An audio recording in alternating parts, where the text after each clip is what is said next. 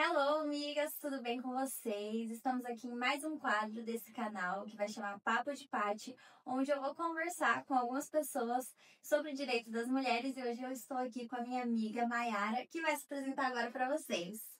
Olá pessoal, tudo bem? Eu sou a Mayara, sou psicóloga clínica, atendo crianças, adolescentes e adultos aqui em Hortolândia, também em Montemor, e eu tenho especialização em psicologia forense, psicodiagnóstico infantil e também falo um pouquinho sobre violência contra criança, adolescente e mulheres.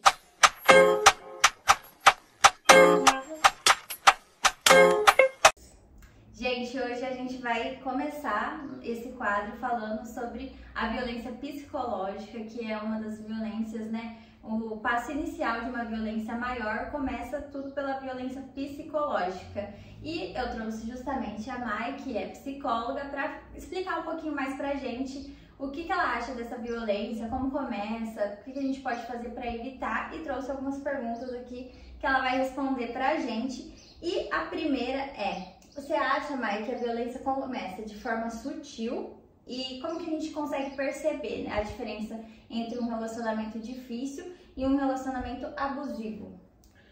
Ela sempre começa de maneira sutil. Vamos dizer que ninguém entra numa relação se ela já começa ruim. Geralmente o que a gente tem são ciclos de violência.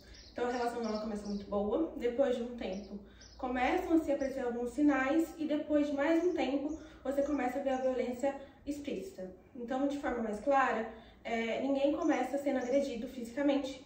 Elas começam de maneira mais suaves, né, digamos assim, onde a pessoa compreende que aquilo não tá tão bem, mas ainda assim não tem um pré-julgamento de que, olha, eu tô num relacionamento abusivo, então ele vai evoluindo. E conforme vai evoluindo, fica muito mais difícil da pessoa compreender que ela tá vivendo um relacionamento abusivo. A gente teve recentemente, Mai, que já vai até para a segunda pergunta, o caso da Cíntia Chagas, que é uma mulher super inteligente, que ela se posiciona, né? Ela é professora de português, mas ela se posiciona muito bem nas redes sociais e ela foi vítima de um relacionamento abusivo, não só agressão física, mas ela teve muita violência psicológica, né? E a segunda pergunta é justamente essa: como que mulheres tão inteligentes, né, tão capacitadas, que têm esse estudo, que têm conhecimento do que é uma violência, como que elas também vivem esse tipo de relacionamento, mesmo sabendo o que é violência, mesmo já tendo enfrentado isso, né, se posicionado nas redes sociais, como que mesmo assim essa mulher se submete a um relacionamento abusivo? Sim, sim. É uma prática que a gente comete bastante, né, de acreditar que geralmente pessoas em vulnerabilidade, mais empobrecidas financeiramente, elas tendem a ter um relacionamento abusivo, mas quando a gente vê na realidade, muitas vezes as pessoas que vivem em vulnerabilidade são mais expostas a verem e vivenciarem essa relação, sim, mas no modo geral, muitas vezes pessoas com mais condições financeiras e mais condições intelectuais também têm essa vivência. Então, assim, a gente vai percebendo que um relacionamento abusivo, ele não tem classe social, ele não tem cor, ele não tem idade, ele tem questões culturais e pessoais de cada pessoa. Então, quando a gente vai ver uma pessoa que vivenciou um relacionamento abusivo, mas que vive na sua vida pessoal um desenvolvimento profissional muito grande, como é o caso dela, a gente vê que muitas vezes elas percebem o que está acontecendo e conseguem buscar meios para agir diante disso. Então, assim, não começa ruim, mas ele se torna ruim depois de um tempo. Até porque é uma coisa que é até natural a gente pensar que a pessoa vivenciou isso e aí vai sendo concretizado.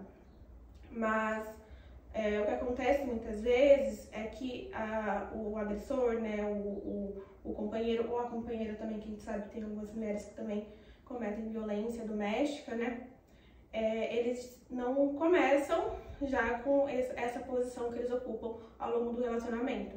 Aos poucos, eles vão concretizando esses funcionamentos e padrões que são pessoais, né, que às vezes vêm de próprios traumas, próprias vivências violentas, né, diante da família, e aí eles vão concretizando aos poucos para que essa pessoa ela também não compreende que ela está cometendo uma violência, até porque muitas pessoas elas não compreendem a violência como concreta, como a gente observa quando a gente lê.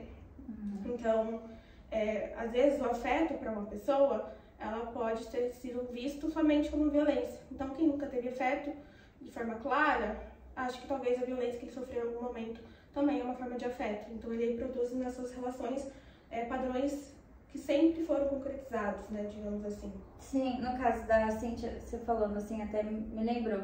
Ela deu uma entrevista recentemente e ela falou justamente isso, que ela não conseguia perceber no começo porque a relação dela com o pai era muito difícil e ela enxergava o pai dela. Isso era até uma forma do agressor atacar ela. Falava assim, você tá achando que isso aqui é difícil porque você viveu isso com seu pai, então você não consegue amar outro homem porque você teve problemas com seu pai. E por que ela permanece? Por que uma vítima de violência psicológica ela continua? É muito amor ou existe algo por trás, assim, mentalmente falando, no nosso inconsciente que a gente permanece nessa relação? Sim, a gente vai percebendo que todo mundo, todos nós, né, eu, você, a gente reproduz padrões muitas vezes infantis nas nossas relações. Então, uma pessoa que, como ela, né, tem uma relação difícil com o pai, por exemplo, ela tem uma tendência maior a procurar relações difíceis, porque ela está acostumada com aquilo inconscientemente. O afeto, ele reproduz muitas inverdades, muitas crenças que não são muito reais diante daquilo que a gente apronta para a realidade, né? Então, assim, quando a gente tem afeto por uma pessoa, às vezes a gente pode compreender ela e vê-la de uma maneira diferente do que ela é na realidade. E isso acaba influenciando também a nossa visão. O ciclo também de como funciona essa violência, essa relação, ela também auxilia. Porque quando você começa a conseguir ter consciência de como a pessoa é na realidade, ver aquela violência de forma clara, ela vai lá e disfarça, fala que te ama, fala alguma coisa, faz uma declaração gigantesca de afeto. E aí você fala, não, mas será que eu estou louca? Será que eu estou vendo coisas onde não tem? Na verdade, a pessoa, ela compreende esse padrão, compreende que você está percebendo aquilo, e aí ela faz isso de maneira inconsciente da própria pessoa, né, que reproduz esse padrão. E assim, a gente vai vendo que pessoas, né, que têm um apego seguro, principalmente na infância, que têm relações seguras familiares, de amigos, elas têm uma tendência menor a permanecer em relacionamentos abusivos. Porque elas têm para onde lutar, elas têm para quem correr, para onde procurar ajuda. Enquanto pessoas que não têm, permanecem, até porque não ter consciência de onde ir, como fazer, se sentir insegura também, como vou me virar agora sem essa pessoa. Sim, a gente sabe, né, que o ciclo da violência, ele tende ao agressor te afastar das suas companhias, né, te afastar da sua família, te afastar dos seus amigos, e você fica totalmente dependente daquela pessoa. Sim. E a violência psicológica, ela se caracteriza muito com os xingamentos, assim, né, por trás, a pessoa te diminuindo diariamente, falando que você não é capaz, que você não vai conseguir arrumar outra pessoa, que você não vai conseguir arrumar um emprego, que você não vai conseguir seguir a vida. E como que fica a cabeça dessa vítima, Mai? O que você acha que acontece com uma pessoa que tinha uma mente saudável, entre aspas, né? E a partir de um relacionamento abusivo, com essa repetição diariamente, essa violência psicológica todos os dias, o que acontece com a cabeça dessa mulher? Sim. A violência psicológica, ela afeta principalmente a autoestima da pessoa, né? Então ela vai tratar duramente muito questões que não são vulnerabilidades e se tornam a partir disso, mas começa geralmente com questões que são uma vulnerabilidade dela, uma característica que ela se vê ali inferior, e aí eles vão atacando até que isso se torna uma condição que vira uma certeza. Então assim, a gente pode ter muita certeza sobre nós, né? Mas se alguém falar algo, né, repetidamente, muitas vezes, né, aquilo se torna uma verdade, de certa forma. Então, mesmo que você seja um adulto, mesmo que você seja uma pessoa segura, com uma autoestima boa não é só você se achar bonita, né, você se achar bem e se sentir bem consigo mesma em todas as questões, né, e compreender, aceitar suas falhas, mesmo assim, alguém pode afetá-la, se isso for tratado como uma certeza repetidas vezes. Então, todos os estudos apontam, né, que isso principalmente afetado na infância. Então, uma pessoa que tem uma autoestima boa na vida adulta, muito provável, ou ela lutou muito para ter uma autoestima boa na vida adulta, ou ela teve um desenvolvimento saudável, uma família segura. Quando ela não tem, e aí é caso em caso, né, a gente tem que olhar para pessoa em pessoa, fica muito mais fácil, né, ela se ver vulnerável diante de algumas afirmativas de terceiros. E o companheiro, né, a companheira, é alguém que você tem muita estima. Então é alguém que você quer que te admire, que você quer admirar, que você quer receber elogios. E quando o outro, ele aponta todos os seus defeitos de maneira tão intensa, né, aquilo tem um peso maior, né, do que um desconhecido, por exemplo, que aponta, não gostei de tal coisa que você fez. O seu companheiro, que é uma pessoa que você escolheu, tem um peso maior a opinião dele. Sim, e uma pessoa que é totalmente segura, que tem uma autoestima boa, que veio de uma família, um ambiente seguro, com muitos amigos. Você acha que a violência psicológica, ela é capaz de fazer com que essa mulher perca a identidade dela? A gente vai percebendo que às vezes, quando você vai tendo uma vítima de violência, ela fala, nossa, eu sinto que em algum momento da minha vida eu me perdi. E assim, e realmente, quando você vai ver concretamente, ela se perdeu. Então, assim, ela se olha no espelho e não se reconhece mais, às vezes porque ganhou muito peso, perdeu muito peso, porque não tá mais na vida profissional que tanto queria, que tanto almejava, não tinha uma vaidade, né, digamos assim, de, vou fazer a minha unha, meu cabelo, se perde. E aí, quando ela se vê no espelho, ela não se reconhece. Então, não é que ela perdeu a identidade, ela não se reconhece mais diante de tantas agressões, né, tantas violências.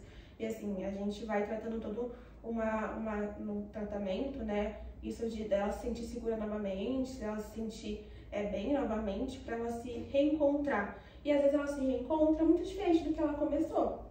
Lá, antes da violência, né? Mas é um lugar diferente, um lugar que ela vai se reconhecer de novo, que ela vai se ver de novo e ela vai se identificar novamente.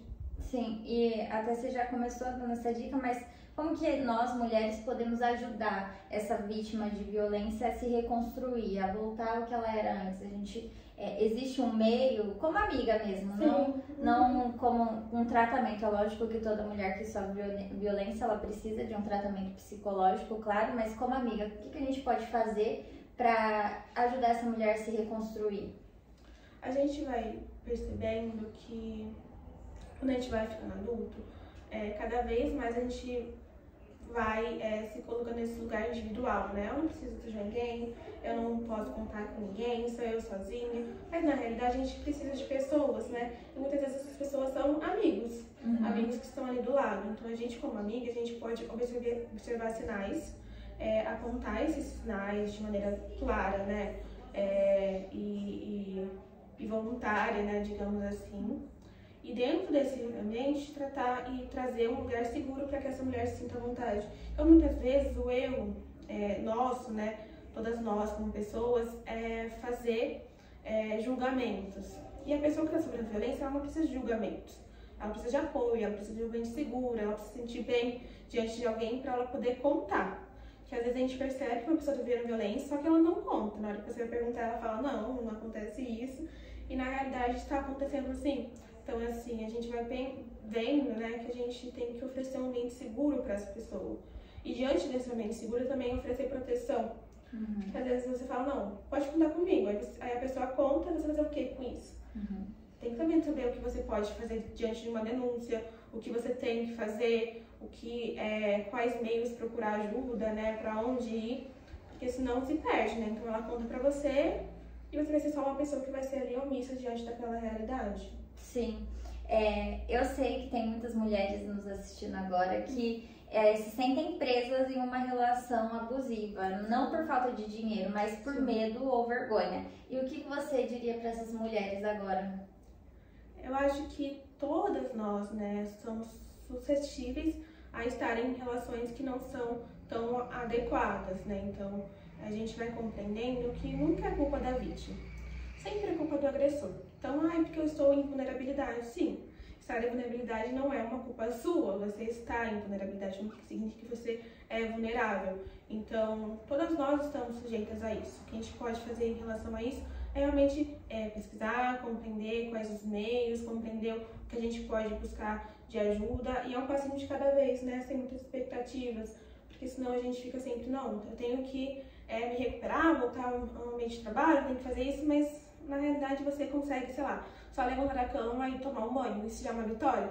Ontem você não conseguiu, então a gente vai compreendendo quais pequenas vitórias a gente tem no dia a dia e o que a gente pode fazer em relação a isso.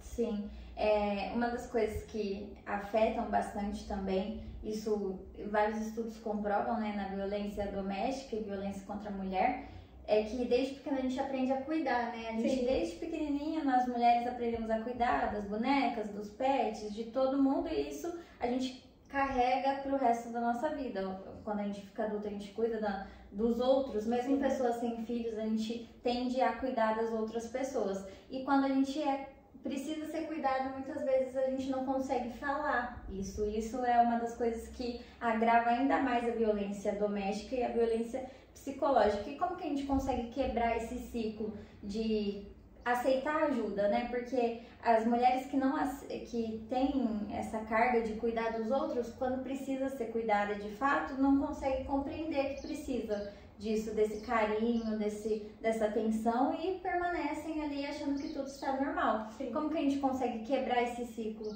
Sim, sim. É muito difícil realmente para mulheres compreenderem que elas podem ocupar um lugar de cuidado, porque desde muito novas nós somos ensinadas a ocupar esse lugar de cuidadora. Então, a menina nasce e aí ela não tem o direito de brincar com outras coisas além do que uma reprodução do que ela vai ser quando crescer. E aí a gente vai percebendo que a gente precisa sim ocupar um novo espaço. E esse novo espaço é construído pela gente. E é construído a partir de vivências internas e externas. E perceber isso é muito importante para que a gente não reproduza em outras crianças essas situações, né? Porque é muito comum a gente falar, não, eu fui ensinada assim, então vou ensinar minha filha assim. E na realidade não, às vezes a gente foi ensinado de maneira disfuncional, que demora muito tempo para a gente se curar quando é mais velha. Até hoje em dia a gente percebe que tem uma diferença entre as preferências dos pais em relação ao sexo dos filhos, né? Porque quando a gente via anteriormente, os pais, as mães, né, queriam ter filhos homens para reproduzir esse sobrenome da família, né? Tudo aquilo que era como base de familiar. E hoje em dia eles preferem ter filhas mulheres, que eles querem ter uma só também, né? Mas assim, quem vai cuidar de mim quando eu ficar velho? Se eu tiver um filho, provavelmente ele não vai. E realmente acontece isso, né? Muitas idosas são condenadas porque tem um filho homem, né? Não só a maioria, mas alguns reproduzem esses padrões. Mesmo os filhos homens, né? A maior parte quem cuida são as noras. Então, e é um padrão que é cultural, é difícil, mas que a gente tem que lutar todos os dias. E lutar todos os dias quer dizer que a gente vai ser nomeada por várias coisas. E principalmente por egoísta. Então, mulheres que se posicionam, que apontam que aquele padrão não está adequado, que aquilo não está bom para ela, né? E reproduzem padrões que talvez sejam melhores na visão dela, são muitas vezes taxadas e olhadas como egoístas, mas na realidade são só mulheres que agem igual a homens sempre agiram, né? Sim, e esse padrão de ser cuidadora, de não perceber, né, a violência, também é o que faz com que outras mulheres desacreditam das mulheres que sofrem violência, porque elas acham aquilo tão normal que elas foram criadas desse jeito, ou que a mulher, muitas vezes uma mulher que sofre violência doméstica demora para sair do relacionamento, e aí a gente ouve muito outras mulheres falarem, tá ali porque gosta. Então esse padrão de ser assim, de ser cuidadora, né, como a mãe disse, faz com que a gente julgue outras mulheres e que a gente veja uma mulher que se posiciona, que não aceita, por exemplo, mulheres que não querem ser mãe, por exemplo, e julgue aquela mulher, fale, não, essa mulher tá doida, essa mulher é errada, quer aparecer. Então isso é um padrão que a gente carrega constantemente, não só pelos homens, mas também por outras mulheres. E agora, chegando quase ao fim, eu queria que você falasse, se fosse para você colocar uma frase num outdoor, que toda mulher leria antes de entrar num relacionamento, o que você escreveria nesse outdoor? Uma frase eu acho que é um pouco difícil, assim, eu acho que a gente poderia falar sobre um relacionamento, ele é uma parcela da sua vida. Ele não é sua vida toda, né? Então, quando você vivencia um relacionamento, ele é a parte daquela vida que você tem, mas ele não é toda a sua vida. E a gente vê que você pode, sim, ter planos pessoais, né, econômicos, de vida, viagens que você queira fazer sozinha, e não necessariamente com um companheiro, uma companheira ao seu lado. O que acontece muitas vezes também é que mulheres, elas restringem a sua vida àquela relação, porque culturalmente é favorecido que isso aconteça. Mas, enquanto homens não, homens têm hobbies, homens saem para jogar futebol, saem com os amigos, têm uma vida além numa relação. Enquanto mulheres vivem para aquela relação, e quanto mais você vivencia a sua vida numa bolha, né, digamos assim, menos você vê o lado de fora. E quando você vê o lado de fora, você vê que você tem várias outras coisas para agradecer, várias outras coisas para observar, várias outras coisas para vivenciar. Não somente aquele núcleo que você está vivenciando, né? Sim, sim. Gente, foi isso hoje, mas com certeza a Mai vai voltar aqui para falar sobre outros assuntos além da violência psicológica, né? Existem muitas coisas que a gente precisa ser cuidado. Toda mulher que é vítima de um relacionamento abusivo ou de uma violência, ela precisa de tratamento psicológico. Então a gente vai voltar com a Mai aqui outras vezes. E se você ficou com alguma dúvida, comenta aqui e a gente vai responder com certeza. E também compartilhe e nos sigam nas nossas redes sociais que vão aparecer aqui na telinha para vocês. E até a próxima! Até mais! Tchau, tchau!